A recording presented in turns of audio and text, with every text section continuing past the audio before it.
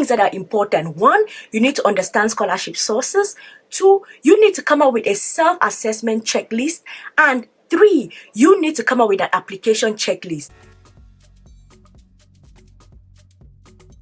Hey guys, welcome back to the channel. This is Sylvie from learnhowtogetaScholarship.com. Today you're going to learn how to get a fully funded scholarship for international students.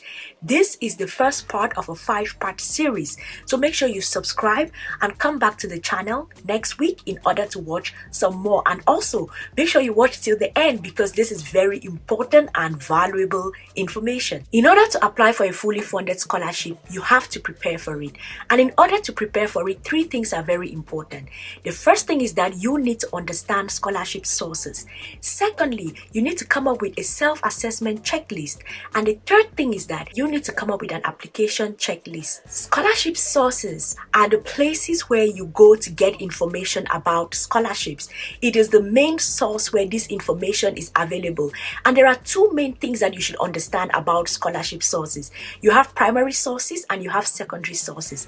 Primary sources are the sources that is owned by the scholarship provider, mostly the websites of universities, governments, scholarship foundations. Those are the primary sources to get information about scholarships.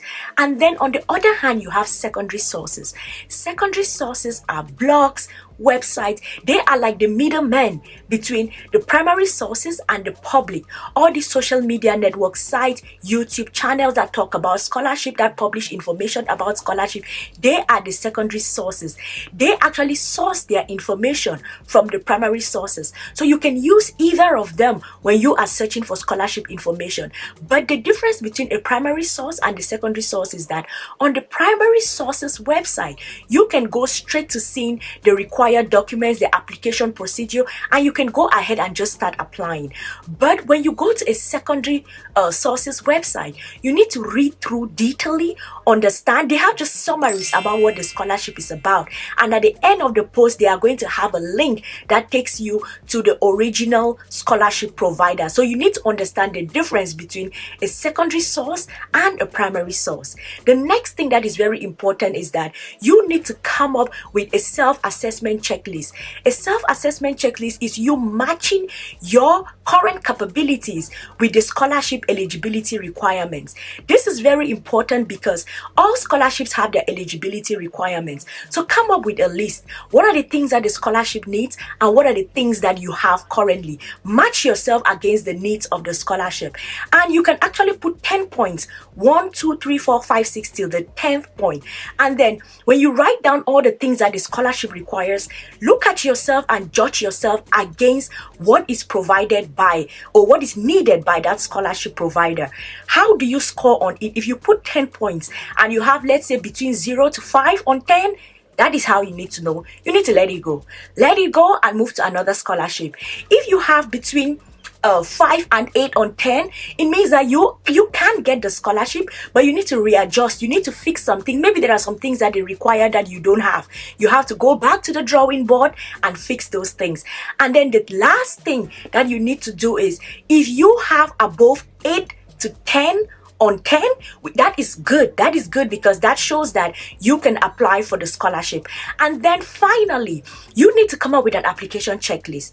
This is important because most scholarships require a ton of documents that you have to get from left, from right, from center. So it is important that when you go to apply for a scholarship, let's say that you scored 8 on 10 on a scholarship and you need to go applying for it, come up with that application checklist.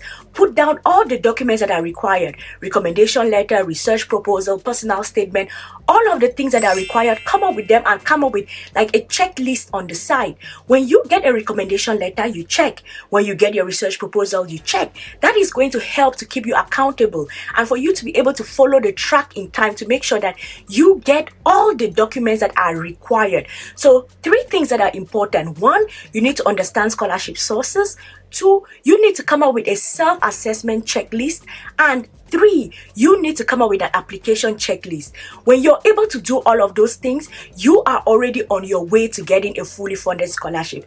Remember, guys, this is the first part of a 5-part series. So come back next week and I'm going to be talking to you about the application documents that are required.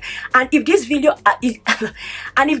added some value to you, please do well to hit subscribe. Drop a comment in the comment section such that YouTube algorithm shows this video some love. So what do you think about a scholarship preparation checklist? Are you going to be preparing for it? Have you ever used it before? Let us have a conversation in the comment section. I'm going to see you all in the next one. I love you all. Cheers.